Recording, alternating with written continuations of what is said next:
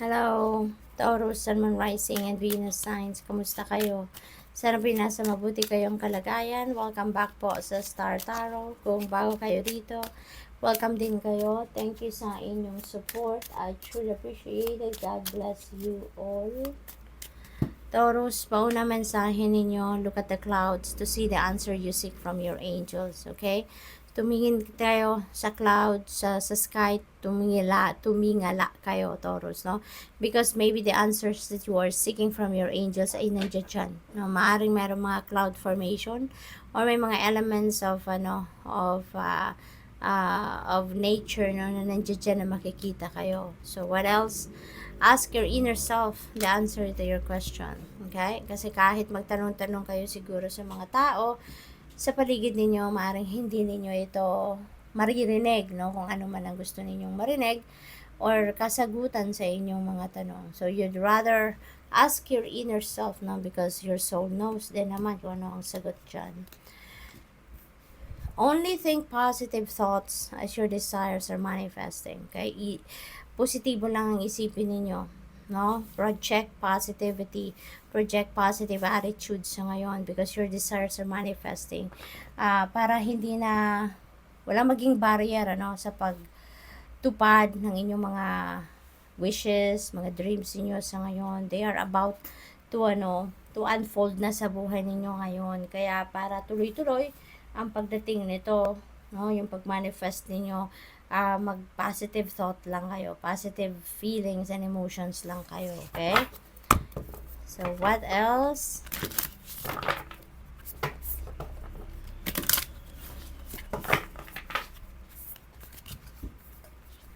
Taurus, we have desert passage, trust there's a divine plan. Okay?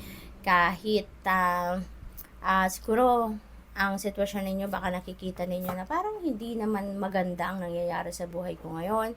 Siguro, baka napapansin ninyo na parang mas nahihirapan kayo. So, how could this be? Magiging maganda ang sitwasyon. But rest assured, Taurus, no, na lahat nangyayari is part of the divine plan. That is part of our life's journey and everything has a reason.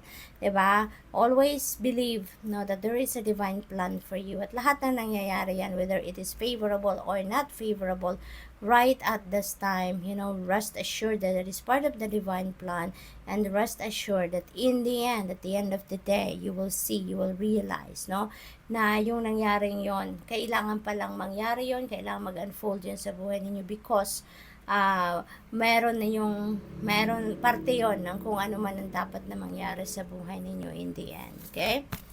Staying focused, hold the course. Okay? Huwag kayong padidistract sa ngayon. Isang tabi ang mga distractions, yung mga hindi naman kailangan na pagtuunan ng pansin. Huwag niyo munang pagtuunan ng pansin. Okay? Stay focused. Joy and delight. Open your heart to joy. Okay? Kung mayroon kayong mga lungkot, mayroong mga obstacles na pinagdadaanan ngayon, set aside nyo muna yan. Huwag nyo munang masyadong pinapansin yan. And instead, open your heart to joy. Okay? It's time for joy and delight. It's time para magkaroon kayo ng peace, 'di ba? Pasko ngayon, no? This is Christmas season, kaya dito muna tayo sa kung anong masaya. Focus tayo sa kung anong mabuti, anong masaya, para yun din ang ma-attract natin sa buhay natin. Okay? Miracles, expect the wonders to emerge. May mga miraculous moments na mag-unfold sa buhay ninyo. May mga miraculous events that are going to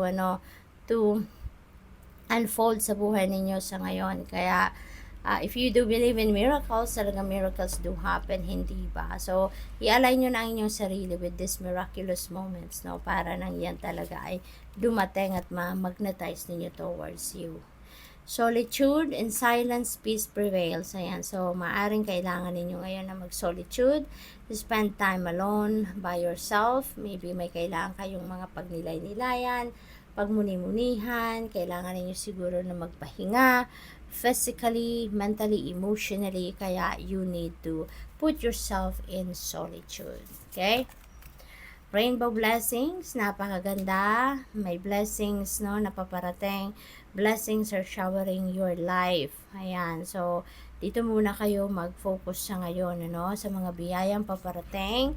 And when that comes, no, wag na wag ninyong kakalimutan magpasalamat sa Divine Universe for all that blessings na dumating sa inyo or paparating pa lang. Maaari nyo na din naman ay pagpasalamat yan kahit hindi pa dumadating o hindi pa nangyayari, para na sa gayon talagang tuloy-tuloy ang pagdating nito sa inyo.